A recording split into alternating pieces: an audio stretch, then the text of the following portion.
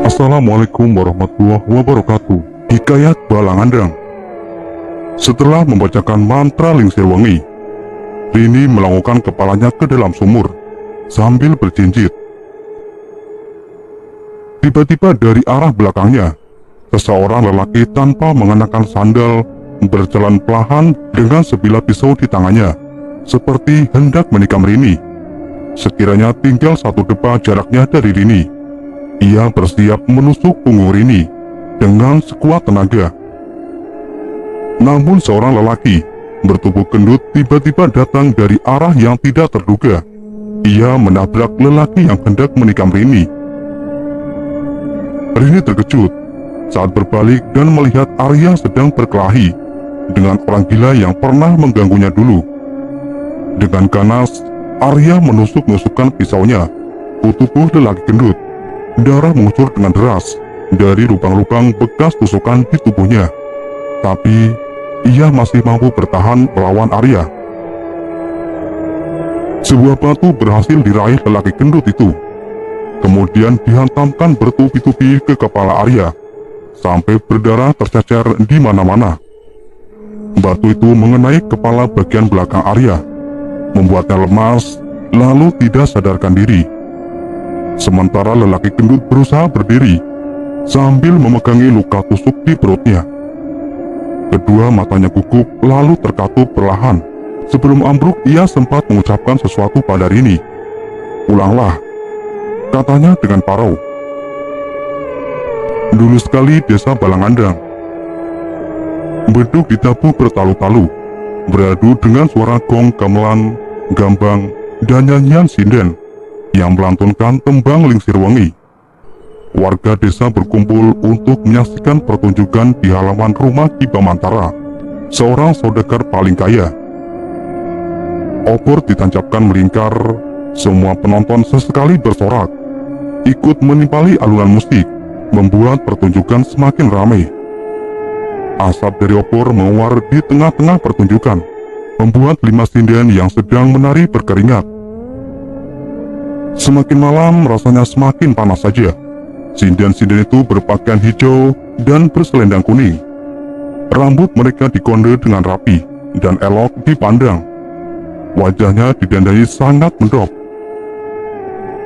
Tubuh mereka sintal bergoyang-goyang mengikuti alunan suara gamelan. Para sinden itu tampil tanpa panggung alias langsung di atas tanah. Kaki mereka nyeker, gerakannya gemulai dan menggoda. Sepanjang pertunjukan, tidak sedikit pun bibir mereka turun. Mereka tetap berusaha tersenyum dan terkesan dipaksakan.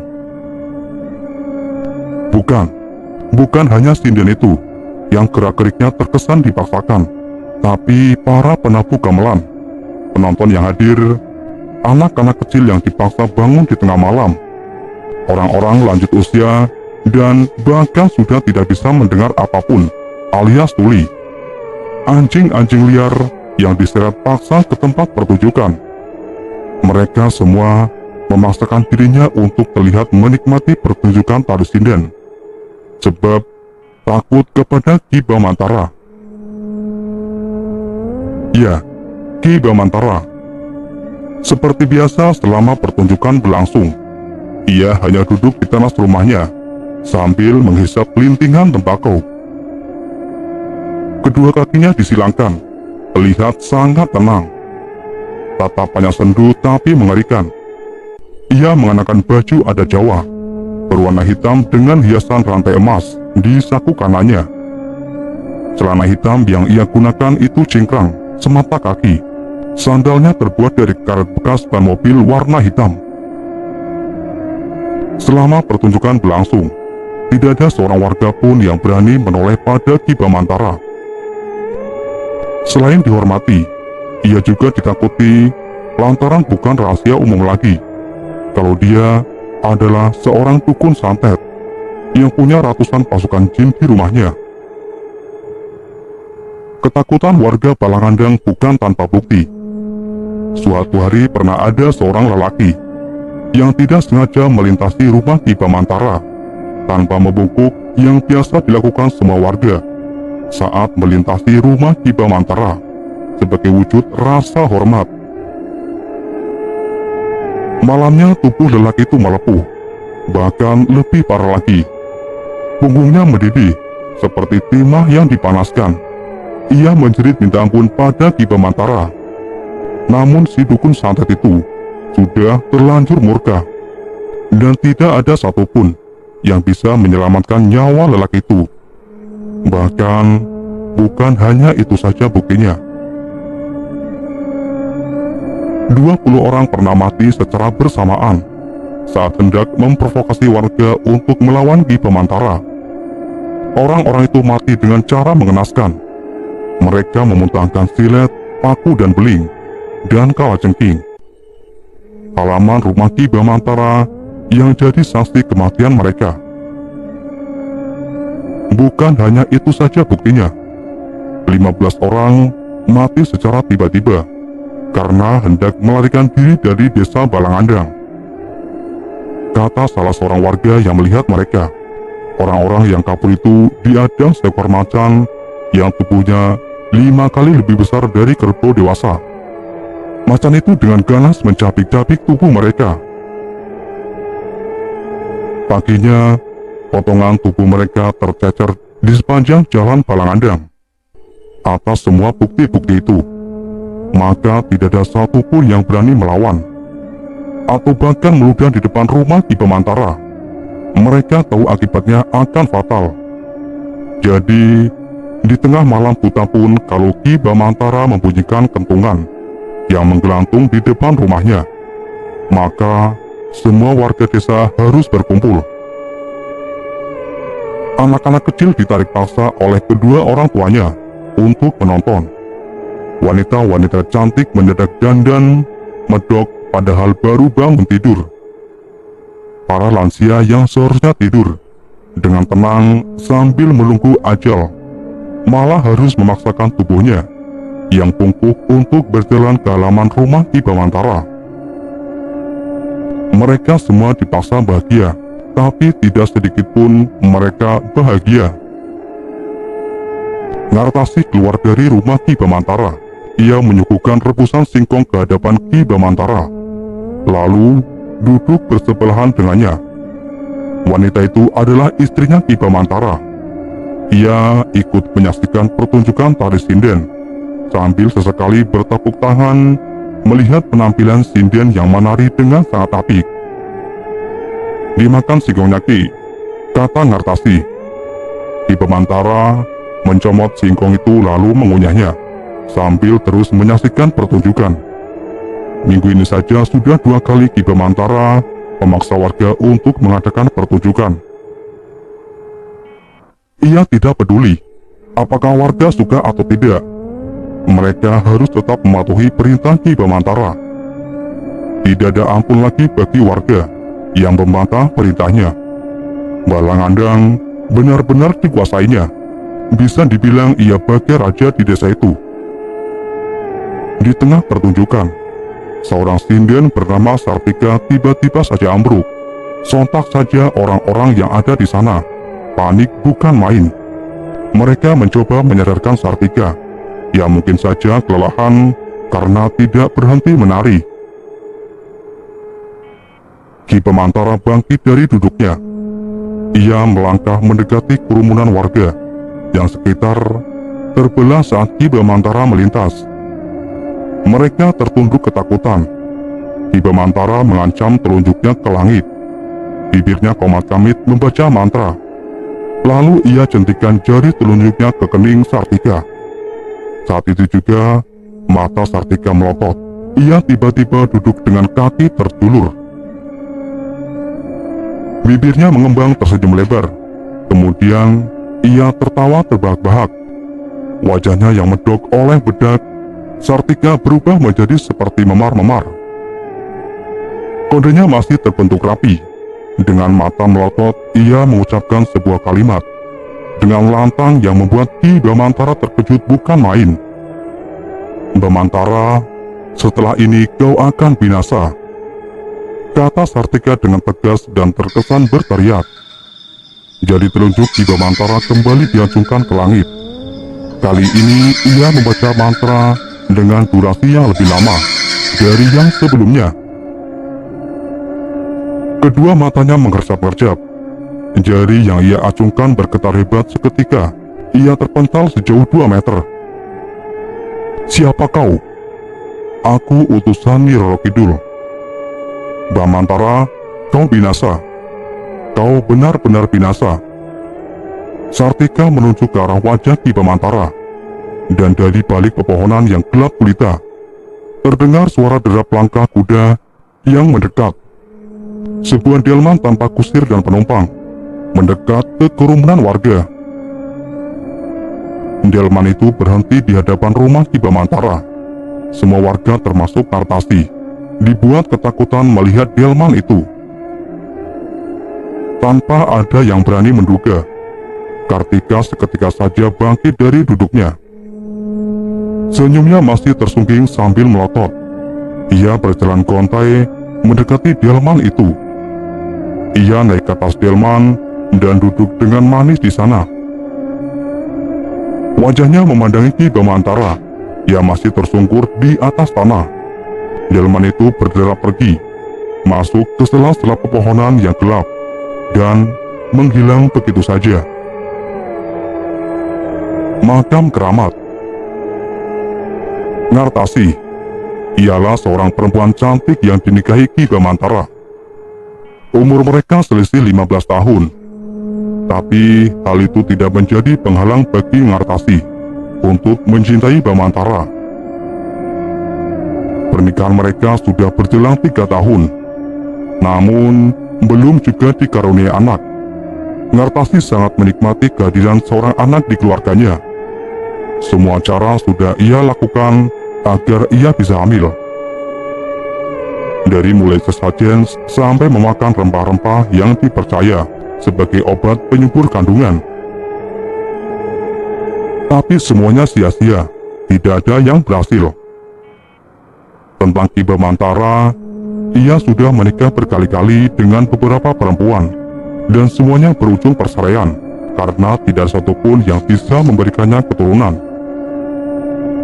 Ki Bamantara yakin kalau ia tidak mandul, sebab di antara semua wanita yang ia nikahi adalah satu orang yang bisa hamil, namun keguguran, dan setelahnya wanita itu tidak pernah hamil lagi. Nartasi ini wanita yang paling lama dipertahankan oleh Ki Bamantara, sebab ia sangat mencintainya dan berharap wanita itu bisa memberinya keturunan. Di dalam rumah, Nartasi duduk dengan cemas, bukan karena ia tidak kunjung hamil, tapi ia kepikiran ancaman sinden yang diculik Nyi Roro Kidul beberapa hari yang lalu. Sinden itu mengancam akan membinasakan suaminya. Ia heran salah apa sebenarnya Ki Bamantara sehingga Nyi Roro Kidul bisa murka padanya. Ki Bamantara muncul dari dalam kamar. Ia menghampiri istrinya dan duduk bersebelahan. Wajah Ki Bamantara terlihat tenang, seperti tidak ada ketakutan sedikitpun dalam dirinya. Ia menyeruput segelas teh dan melempar pandangan ke jendela. "Kau jangan khawatir, aku akan baik-baik saja." Ki Bamantara tahu kecemasan istrinya itu. "Aku takut, Ki." "Sudah, tenang saja. Aku ini dukun paling sakti di Balangandang. Aku pasti lawan siapapun yang berani mengusik kehidupan kita." Nartasi tersenyum tipis sambil menatap wajah suaminya. Malam merangkak naik, Nartasi tidak bisa tidur. Ia gelisah di atas ranjangnya, sementara Ki Bamantara sudah mendengkur pulas. Ia masih terbayang ancaman sinden itu. Di saat dia sedang melamun, tiba-tiba saja terdengar suara langkah kaki di ruang tamu. Ia penasaran dan bangkit dari tidurnya, perlahan berjalan menghampiri pintu. Ia buka sedikit pintu kamarnya, lalu mengintip dengan hati-hati.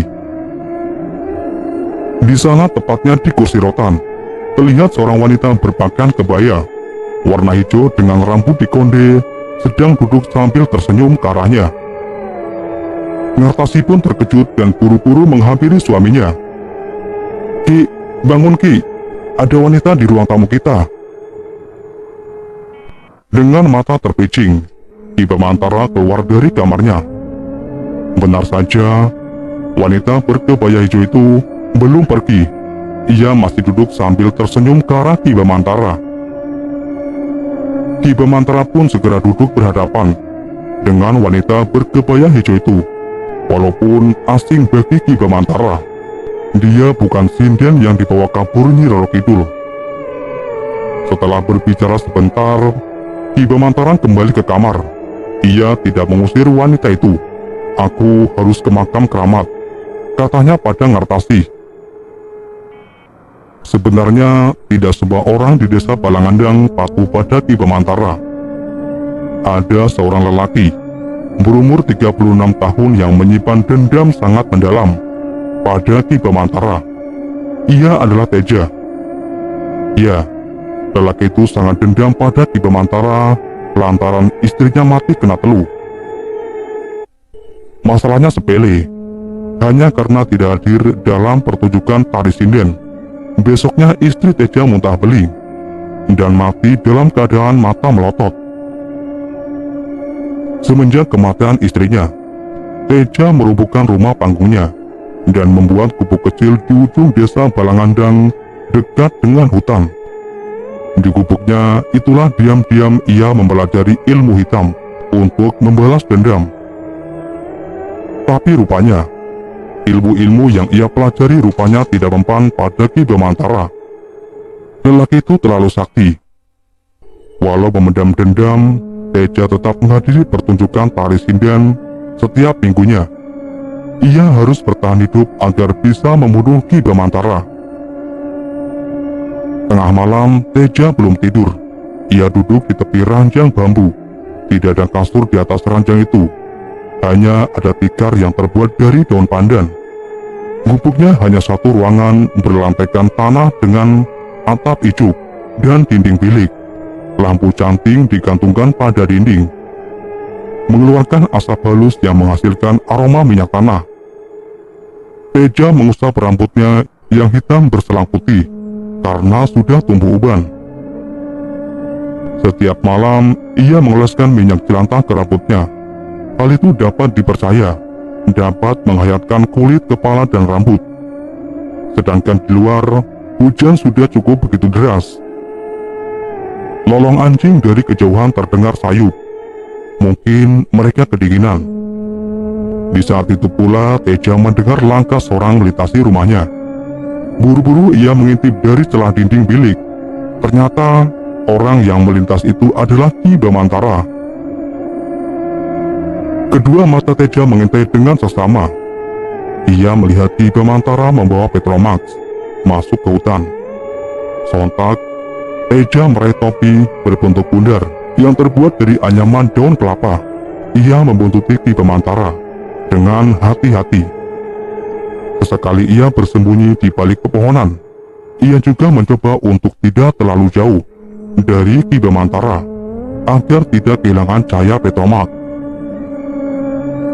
Teja terus mengintai lelaki itu masuk ke dalam hutan, melewati akar-akar pohon yang besar, semak-semak yang rimbun dan basah. Hingga akhirnya Ki Bamantara berhenti di sebuah makam. Batu nisan makam itu dibungkus dengan kain kafan yang sudah kumal. Di sana Ki Bamantara duduk sila. Ia mengeluarkan sesuatu dari dalam saku bajunya. Itu kembang 7 warna. Kemudian menaburkan kembang itu di atas tanah kuburan.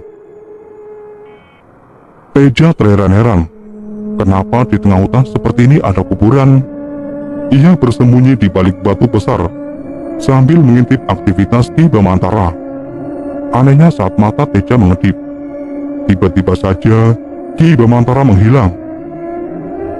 Ia terkejut, menyorotkan pandangannya ke segala arah untuk mencari keberadaan Ki Bamantara, tapi tetap hilang, tetap tidak ada. Hanya ada Petromax yang terbungkus plastik di samping kuburan itu. Dan saat Teja memalingkan badannya untuk pergi, ia mendapati Ki Bamantara berdiri di hadapannya sambil tersenyum mengerikan. Waringin sungsang. "Ampun Ki," Teja tertunduk ketakutan. Teja langsung lari ketakutan Sedangkan Ki Bamantara membiarkannya pergi. Dan setelah kejadian itu, Teja langsung terkena santet. Tubuhnya menggigil. Muncul bintik-bintik kecil tumbuh di perutnya. Ia menyesal membuntuti Ki Bamantara tempo hari. Teja merasa ajalnya semakin dekat. Ia meringis menahan panas di permukaan perutnya. Sementara nanah terus menetas dari bintikan kecil di perut. Di tengah malam Teja tidak bisa tidur. Bintik-bintik di perutnya menjadi lubang besar dan menganga, mengeluarkan bau busuk. Ia gelisah di atas ranjang bambunya. Seakan ajal sebentar lagi menjemputnya. Atau mungkin Ki Bamantara sengaja membuat Teja tersisa dulu sebelum menghabisinya. Tenggorok Teja sangat kering. Ia kehausan. Perlahan bangkit dari tidurnya, meraih sebuah gelas dan menuangkan air. Saat ia menekuk air itu, perutnya tambah sakit saja. Sontak ia banting gelas itu, lalu berhambur keluar dari gubuk. Teja tersungkur di halaman gubuknya. Terlintas dalam pikirannya untuk pergi ke sebuah gua di pantai dekat desa Balangandang. Menurut mitos, gua itu dulunya menjadi tempat bertapa orang-orang zaman dulu. Gua itu juga dipercaya untuk mendapatkan ilmu Waringin Sungsang, ilmu hitam yang terkenal sangat kuat. Tertatih-tatih, Teja berjalan menuju gua. Suara debur ombak terdengar sangat jelas. Malam terang oleh cahaya bulan, sesekali ia meringis menahan rasa sakit di perutnya. Teja tidak mengenakan baju, hanya mengenakan celana panjang berwarna hitam. Tubuhnya sudah tidak bisa merasakan dinginnya angin malam. Sesampainya di dalam gua yang gelap gulita, ia duduk sila di atas sebuah batu. Dan dari arah belakang Teja, muncul sesosok kuyang dengan usus yang terburai. Rambutnya gondrong, matanya merah menyala. Kuyang itu terbang mendekatinya, lalu menjilati perut Teja. Seketika luka di perutnya sembuh. Melihat kejadian itu, Teja langsung berlutut di hadapan kuyang. "Mohon berikan saya ilmu Waringin Sungsang untuk membalaskan dendam saya, Mbah." Kuyang itu tidak menjawab. Ia melayang dengan tenang di depan Teja. Lalu tiba-tiba saja angin kencang menerjang dari dalam gua. Tubuh Teja merasa kesakitan. Ia berteriak sekencang mungkin. Mulutnya menganga. Matanya melotot, kedua tangannya terangkat ke atas. Kuyang itu masuk ke dalam tubuh Teja melalui mulut. Keesokan harinya, entah apa yang terjadi, Teja mendapati dirinya terbaring di atas ranjang bambu di gubuknya. Di sampingnya tergeletak sebuah kain berwarna merah. Guci berisi abu, kembang 7 rupa, dan sebuah boneka kecil berbentuk tubuh manusia. Teja merasa terlahir kembali. Tubuhnya sangat bugar dan sehat. Ia sudah menguasai ilmu hitam yang sangat mematikan itu. Apalagi kalau bukan Waringin Sungsang. Segera ia raih botol minyak di lantai dan mengoleskan minyak itu ke rambutnya. Sebuah boneka ia genggam, matanya merah menyala. Ada kuyang dalam tubuhnya. "Ki Bamantara," ujarnya sambil memandangi boneka. "Penyakit aneh." Setelah dari makam keramat, Ki Bamantara tahu kenapa Nyi Roro Kidul murka padanya. Ini semua tentang Sartika. Sinden yang dibawa Nyi Roro Kidul, ternyata perempuan itu adalah manusia kesayangan Nyi Roro Kidul. Secara tidak sengaja Ki Bamantara sudah menyiksa raga dan batin Sartika, memaksanya untuk menari setiap minggu. Hal ini membuat Nyi Roro Kidul murka. Ia diberi petunjuk oleh makam keramat agar meminta maaf dengan cara menghanyutkan sajian ke laut. Ia sudah melakukannya. Tapi anehnya, ia terserang penyakit yang tidak biasa. Kulitnya tiba-tiba melepuh. Sudah berkali-kali ia menggunakan kesaktiannya, tapi penyakit itu tidak juga berhasil sembuh. Hingga akhirnya pada suatu pagi, Ki Bamantara tidak bangun dari tidurnya. Ia tidak mati. Nadinya masih berdenyut dan masih bernapas. Entah apa yang terjadi pada Ki Bamantara setelah ia tidak bisa bangun dari tidurnya. Di suatu malam, Ngartasi tidak henti menangisi suaminya yang terbaring di atas ranjang. Tidak ada satupun warga yang sudi membantunya. Mereka malah senang kalau Ki Bamantara terkena musibah. Ngartasi tidak tahu harus berbuat apa. Beberapa kali ia mengujakkan tubuh suaminya, tapi tidak sedikit pun muncul tanda-tanda kalau Ki Bamantara akan bangun. "Aku harus bagaimana, Ki?" Suara Ngartasi Paro.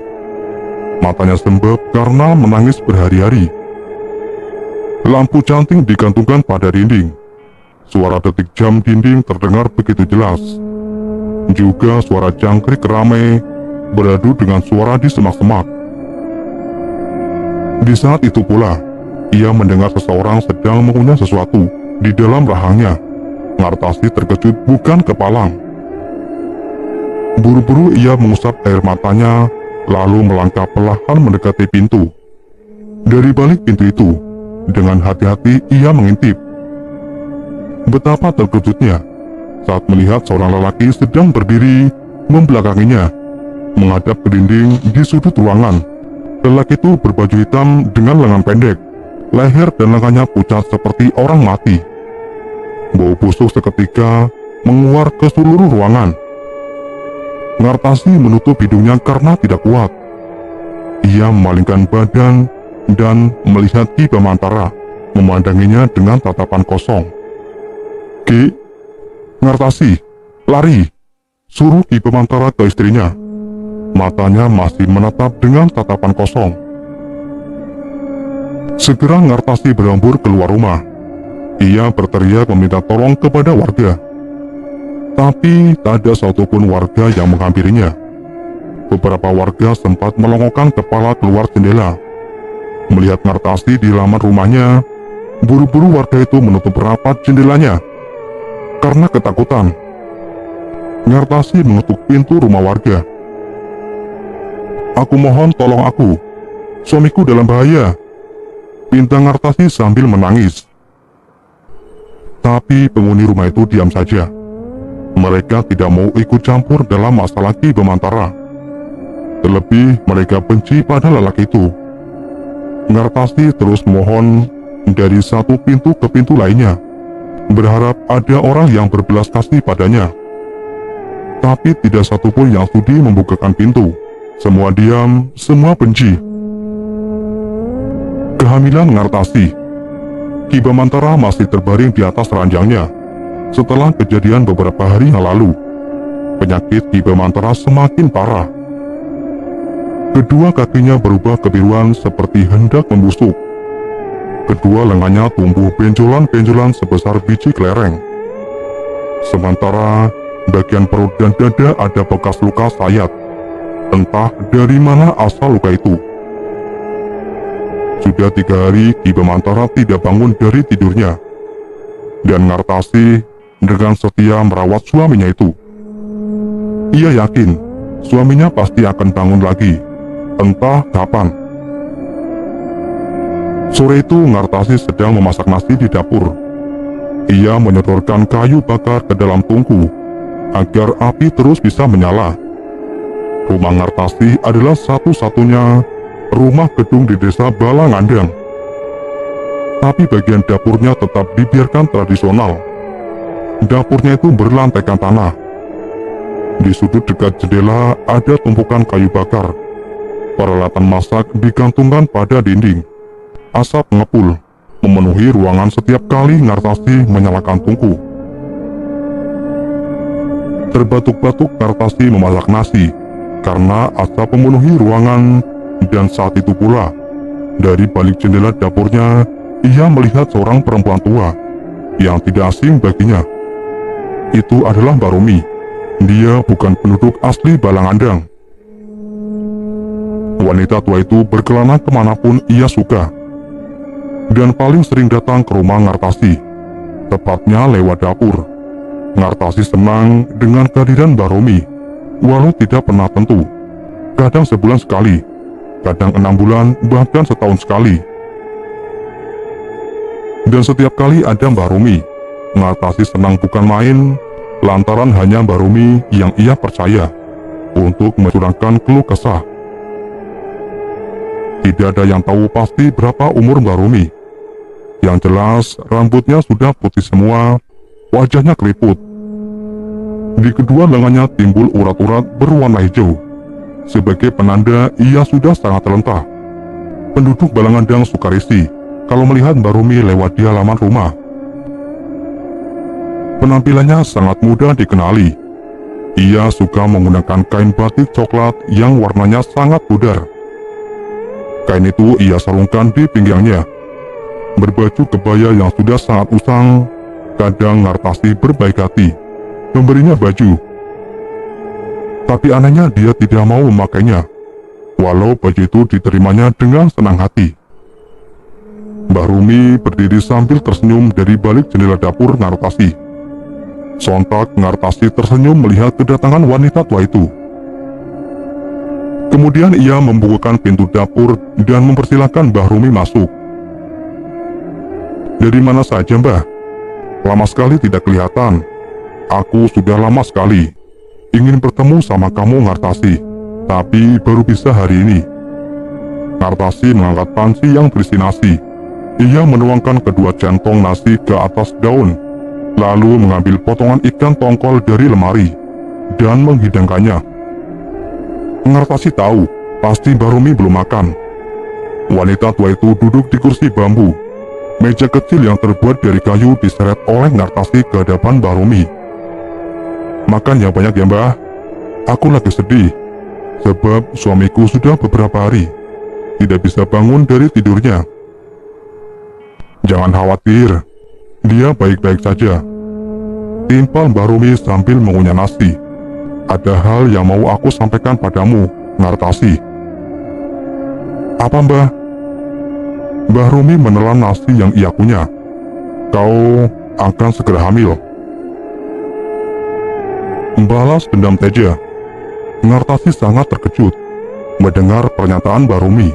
Antara percaya dan tidak percaya, tapi setidaknya hal yang diucapkan Mbah Romi membuat hatinya bahagia. Lantaran sudah lama ia ingin punya anak. Dan benar saja. Setelah beberapa bulan semenjak kedatangan Mbah Romi, Ngartasi akhirnya hamil. Ingin sekali ia memberitahu kabar bahagia ini kepada suaminya. Namun Ki Bamantara masih terbaring di atas tempat tidurnya dengan luka di sekujur tubuh yang bertambah parah. Malam itu, Ngartasi berendam di dalam bak mandi. Ia mengelus-ngelus perutnya yang semakin buncit.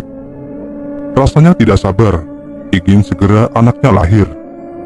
Ia bahkan sudah menyiapkan nama untuk anaknya itu. Kalau yang lahir perempuan, maka ia akan namakan Sekar. Tapi kalau laki-laki, maka akan ia namakan Abimanyu. Lampu canting diletakkan di atas tembok sumur. Cahaya berayun-ayun karena sesekali tertiup angin. Ngartasi meraih kembang warna-warni dari dalam kantong plastik hitam, lalu menaburkan kembang itu ke dalam bak mandi. Ia kembali berendam dan memejamkan kedua matanya. Sangat tenang, sangat damai. Sementara itu, Teja di rumahnya. Ia sedang kebingungan dan tidak mengerti kenapa Teluk Waringin Sungsang tidak kunjung membunuh Ki Bamantara. Ia mendengar kabar dari warga yang sempat mengintip di kamar Ki Bamantara kalau musuhnya itu terbaring di atas kasur. Dada Ki Bamantara terlihat turun naik, menandakan ia masih bernafas. Maka dengan segala kebingungannya, ia meraih sebuah golok, berniat untuk membunuh Ki Bamantara secara langsung. Teja berjalan dengan terburu-buru menuju rumah Ki Bamantara. Tekadnya sudah bulat. Ia ingin menggorok leher musuhnya itu. Sesaat sebelum ia tiba di rumah Ki Bamantara, Ngartasi melihat dari balik jendela. Buru-buru ia mengunci rapat-rapat pintunya, menutup tirai jendela, dan mematikan lampu canting di ruang tamu. "Buka pintu, Ngartasi!" Teja menggedor-gedor pintu. Ngartasi sembunyi di kamarnya sambil memeluk tubuh Ki Bamantara. Terdengar suara kaca pecah. Teja memecahkan kaca jendela dengan sebuah batu dan kemudian masuk melalui jendela itu. Pertahanan Ngartasi sekarang hanya tinggal pintu kamarnya saja. Ia menangis ketakutan sambil mengguncangkan tubuh suaminya, berharap suaminya bangun. Beberapa kali Teja menendang pintu kamar Ngartasi, tapi pintu itu terlalu kuat untuk didobrak. Ia kemudian berkomat-kamit membaca mantra. Tiba-tiba matanya menyala merah. Urat lehernya terlihat menonjol. Maka dengan sesekali hentakan kaki saja, pintu itu berhasil didobrak. Di dalam kamar, Teja melihat Ki Bamantara sedang terbujur di atas tempat tidurnya. Lalu, tanpa ambil ancang-ancang lagi, ia langsung menebaskan golok ke leher Ki Bamantara. Tapi golok itu tidak sanggup melukai kulit musuhnya itu. Tubuh Teja bahkan terpental begitu saja, seperti ada angin topan yang menyeretnya. Lalu saat itu juga, kedua mata Ki Bamantara terbuka.